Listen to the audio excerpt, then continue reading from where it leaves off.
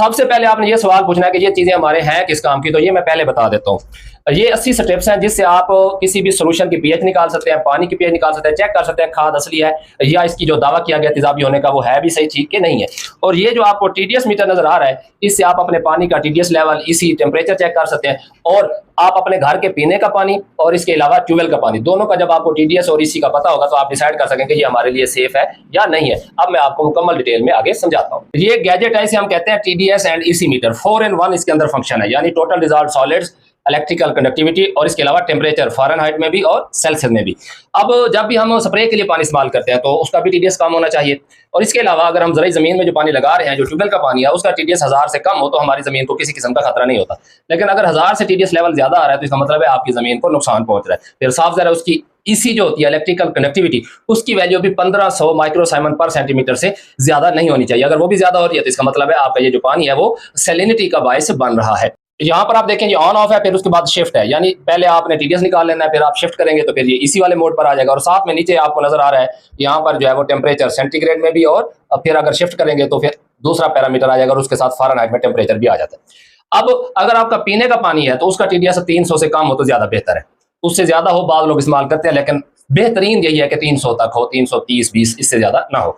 और उसकी ईसी जो है वो 750 से ज्यादा ना हो, पीने वाले पानी की बात कर रहा हूँ। तो अब ये मेरा वो पानी है जो टैप वाटर है, टूटी का पानी है, ठीक है। अब इसको मैंने शिफ्ट किया हुआ है पीपीएम में, यानी सबसे पहले हम इसका टीडीएस निकालेंगे। तो ये आपके सामने, इसको आपने सिर्फ 5 सेकंड के लिए इसके अंदर डिप करना है, तो जो भी रीडिंग आई है वो आपके सामने आ गई है कि अब मैंने इसको शिफ्ट किया और ये आगे रीडिंग आपके सामने इलेक्ट्रिकल कंडक्टिविटी की, ईसी की। तो ये इसी की वैल्यू आ रही है 524 माइक्रोसाइमन पर सेंटीमीटर। इससे ये बात साबित होगी कि ये वाला जो पानी है स्प्रे के लिए भी ठीक है, जमीन को लगाने के लिए भी ठीक है और पीने के लिए भी ठीक है।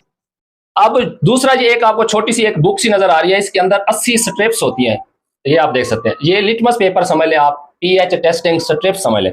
पानी की पीएच चेक कर सकते हैं, किसी भी जब आप स्प्रे के लिए जो पानी इस्तेमाल कर रहे होते हैं उसकी भी पीएच चेक कर सकते हैं। और इसके अलावा जो आप पोटाश लेके आते हैं, यूरिया फास्फेट लेके आते हैं, एसओपी लेके आते हैं, सल्फर लेके आते हैं, तो इसकी मदद से आप टेस्ट कर सकते हैं आया ये वो वाली चीज है, इसकी पीएच कम है भी सही, या मुझे कोई और ही प्रोडक्ट दी गई है। तो मिसाल के तौर पर अब ये पानी था जिसका हमने टीडीएस भी चेक कर लिया, इलेक्ट्रिकल कंडक्टिविटी भी चेक कर ली। अब मैं जब भी किसी कंपनी की कोई प्रोडक्ट रिकमेंड करता हूं तो पहले सैंपल मंगवाता हूं, उसे टेस्ट करता हूं, फिर उसके बाद रिकमेंड करता हूं। तो ये एक 500 ग्राम का सैंपल आया हुआ है, मनोचर कंपनी है, उसकी यूरिया फास्फेट। ये देखें जी, थोड़ी सी मिकदार में मैंने ये यूरिया फास्फेट ली, इसको पानी में हल कर लेते हैं। ये फौरन हल हो जाती है, यानी आसानी से जो है ना वो इजीली ये वाटर सॉल्युबल है। ये वाली जो मैंने स्टेप्स आपको दिखाई हैं, आप देख रहे हैं इसके ऊपर कलर चार्ट बना हुआ है। हमने इसमें से एक स्टेप लेनी है, उसको इसके अंदर तीसरा हिस्सा जो है वो डिप करना है, उसके बाद उसे खुश्क होने देना है, फिर जो कलर आएगा उस कलर को इसके साथ मैच कर लेंगे, उसे पता चल जाएगा इस सोल्यूशन की पीएच कितनी है। तो अब ये देखें जी, मैं इसमें से एक स्टेप निकाल रहा हूँ। ये वाली जो एक बुक है इसके अंदर इस तरह की 80 स्टेप्स है, यानी पूरा साल आप इसे चला सकते हैं। अब ये स्टेप मेरे सामने है और ये जो है वो पानी का वो गिलास है जिसके अंदर हमने यूरिया फास्फेट डाली।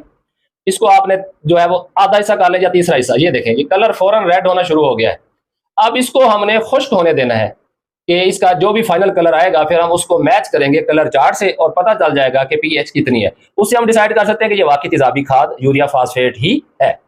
तो नाजरीन, खुश्क होने पर ये वाला कलर आपके सामने आया है। 2 के बाद फिर आगे 4 आ रहा है, इसका मतलब है 3 और 4 के दरमियान इसकी पीएच है। तो इससे ये बात तो कंफर्म होगी कि ये वाली खाद तेजाबी है, यूरिया फास्फेट है। अब आप कहेंगे कि किसी पानी के अंदर अगर यही कलर आ जाए तो फिर कैसे पता चलेगा? मेरा जो पीने वाला पानी है साथ में कूलर पड़ा हुआ था, वहां से मैं भर के ले आया हूँ। थोड़ा पीने वाला पानी है, इसके अंदर मैंने डिप किया और ये देख लिया कोई कलर चेंज नहीं हुआ। अभी भी मैं इसको थोड़ी देर के लिए रखता हूँ जब तक ये खुश्क नहीं होती, फिर मैं आपको बताता हूँ कि इसका कलर किस कलर के साथ मैच हुआ है और पानी की पीएच क्या है। कलर चार्ट आपको नजर आ रहा है। इस कलर चार्ट पर जहां पर 7 लिखा हुआ है और 8 लिखा हुआ है, यानी पानी की पीएच 7 और 8 के दरमियान ही आनी चाहिए, क्योंकि यही पानी, इसकी पीएच मैंने पहले चेक की थी, वो 7.45 है, वो मैंने पीएच मीटर के साथ चेक की थी। तो अब ये स्टेप खुश्क होती है तो हम देखते हैं कि इनमें से किसके साथ इसका कलर मैच होता है। नाज़रीन, आप देख सकते हैं कि इसका कलर ना एग्जैक्टली 7 के साथ मैच हो रहा है और ना ही 8 के साथ मैच हो रहा है। इसका मतलब है इसकी पीएच 7 और 8 के दरमियान है।